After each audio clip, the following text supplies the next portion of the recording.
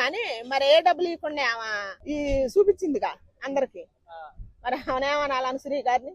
అలాగే ఇంకోటి చూసుకుంటే రంగస్థలంలో ఆవిడ కూడా రంగమ్మత్త అనే క్యారెక్టర్ చేసింది కదా, అది కూడా అలాగే ఉంటది కదా ఎక్స్పోజింగ్ అన్నట్టు. రంగమ్మత్త క్యారెక్టర్ బానే ఉందాయా, దానికి దీనికి సింకొద్దు, నిజం మాట్లాడుకోవాలంటే నేను మీరు చెప్పిన దాని ప్రకారం అంటే నేను మాట్లాడను. రంగమ్మత్త క్యారెక్టర్ బాగుంది, ఎప్పటికీ హైలైట్ అనుసూయ గారిది.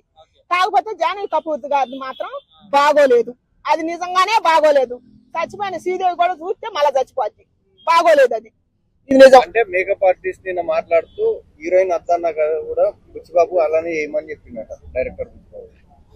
ఆయన సినిమా ఆయన ఎందుకు పడగొట్టుకుంటాడా, కాకపోతే పెట్టే విధానం బాగోలేదు. ఒక హీరోయిన్ ని పెట్టినప్పుడు అసలు హీరోయిన్ ని చూసే సగం సినిమా ఆడుద్ది, ఆ హీరోయిన్ చూసి ఇంకా సినిమా పడిపోతుందంటే ఏం బాగుంటది. అసలు ఆమె 2 సినిమాలలో ఉంది. ఇప్పుడు పెద్ద పెద్ద హీరోలు పక్కన తీసిందిగా, జూనియర్ ఎన్టీఆర్ పక్కన రామ్ చరణ్ పక్కన తీసిందిగా, 2 సినిమాలలో అంతే ఉంది. దాంట్లోనే తంగానా పేరు పెట్టారు, దీంట్లోనే అచ్చానో ఏదో పెట్టి చచ్చారు.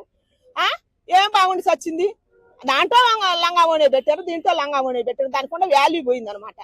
అంటే సినిమా విజయనగరం పైన కదా, అటుపక్కనే అమ్మాయిలు కలిసి సున్నితంగా ఉంటారు కాబట్టి ఇందులో చాలా వైలే పెట్టారు కదా. అసలు వెల్డిగా పెట్టినా కూడా ఆమెకు పెట్టిన వ్యాస, మడిసికి తీరు అసలు ఏది సెట్ కాలేదు.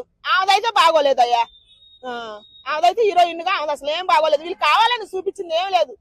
ఒక స్త్రీగా ఒక మహిళగా ఆమె ట్రీట్ చేయాల్సిన అవసరం కూడా లేదనమాట. ఎందుకంటే ఆమెకు అందుకు అర్హురాలు కాదు అనుసూయ గారు. ఫస్ట్ నిజం మాట్లాడుకోవాలంటే ఆమె అందుకు అర్హురాలు కాదు. ఎందుకంటే చీర గురించి బట్టు గురించి ఇదివరకే నాన్న ఇదైంది కాబట్టి ఆమె దాని గురించి మాట్లాడితే అనవసరం. సినిమాలో మాత్రం అటు పెట్టడం ఆమెది బాగోలేదు. మరి ఆమె వల్ల ఇప్పుడు పెద్ద సినిమా రామ్ చరణ్ గారు అంత కష్టపడి తీసి దేశానికి ఎంత మంచి మెసేజ్ ఇచ్చింది, ఆమె వల్ల ఈ సినిమా పోవాలా?